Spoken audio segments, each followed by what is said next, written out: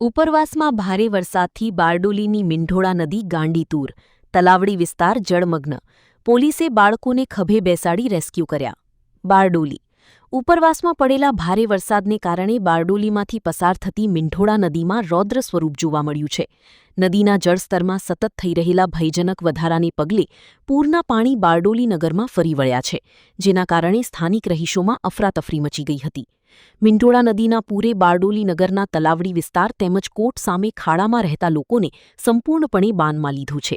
નદીના પાણી ઘરોમાં ઘૂસી જતાં અનેક મકાનો પાણીમાં ગરકાવ થઈ ગયા છે. પૂરના પાણી સતત વધી રહ્યા હોવાની જાણ થતાં જ સ્થાનિક તંત્ર અને બારડોલી ટાઉન પોલીસની ટીમ તાત્કાલિક ઘટના સ્થળે દોડી ગઈ હતી અને યુદ્ધના ધોરણે રેસ્ક્યુ કામગીરી શરૂ કરી હતી. આ મુશ્કેલ પરિસ્થિતિમાં બારડોલી ટાઉન પોલીસ અસરગ્રસ્ત લોકો માટે સાચા અર્થમાં દેવદૂત સાબિત થઈ છે. બારડોલી ટાઉન પોલીસ સ્ટેશનના પીઆઈ વિજય સેંગલ પોતાની ટીમ સાથે પાણીમાં ઉતરી પડ્યા હતા. તેમણે જાતી નાના બાળકોની પોતાના ખભા પર બેસાડીને સુરક્ષિત સ્થળે બહાર કાઢ્યા હતા.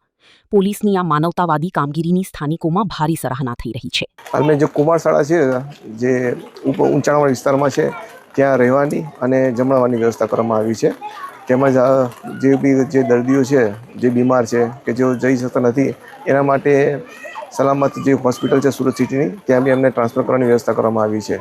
બારડોલી નગરનો કયો વિસ્તાર છે જે પૂર પ્રભાવિત હોય છે? જે મોટે ભાગે આ જે તલાવડી વિસ્તાર છે, જે મીંઢોળા નદીના કિનારે આવેલ છે, અને એક સિવિલ કોર્ટની બાજુમાં જે વિસ્તાર છે, એ દર વખતે ત્યાં પાણી ભરવાનો પ્રશ્ન રહે છે, પણ લોકોને સલામત સ્થળે ખસી જાય છે. લોકો સાહેબ, સાંકડી ગલીઓ છે, કેટલા પડકારો છે? સાંકડી ગલી છે, જેના લીધે જે આપણે સાધન સામગ્રી, જે સીડી છે કે કોઈ વાહન હોય, એમ્બ્યુલન્સ છે, એને પહોંચવામાં થોડી તકલીફ પડે છે. લોકોને શું અપીલ કરો છો, કારણ કે નદી કાંઠાના વિસ્તાર પર લોકોનો વસવાટ છે? લોકોને એ જ કે તમે સલામત સ્થળે, અત્યારે જે ચોમાસું છે, તો સલામત સ્થળે આપનું રહેઠાણ કરવા માટે. બીજી તરફ નદીની ગંભીર સ્થિતિને જોતા બારડોલી ટાઉન પીઆઈ દ્વારા નાગરિકોને ખાસ અપીલ કરવામાં આવી છે કે જ્યાં સુધી નદીના જળસ્તર ન ઘટે ત્યાં સુધી કોઈપણ વ્યક્તિએ નદી નજીક જવું નહીં કે કોઈ સાહસ કરવું નહીં. તંત્ર દ્વારા પરિસ્થિતિ પર સતત નજર રાખવામાં આવી રહી છે. Report Suresh Rathod, Hind TV news, Bardoli.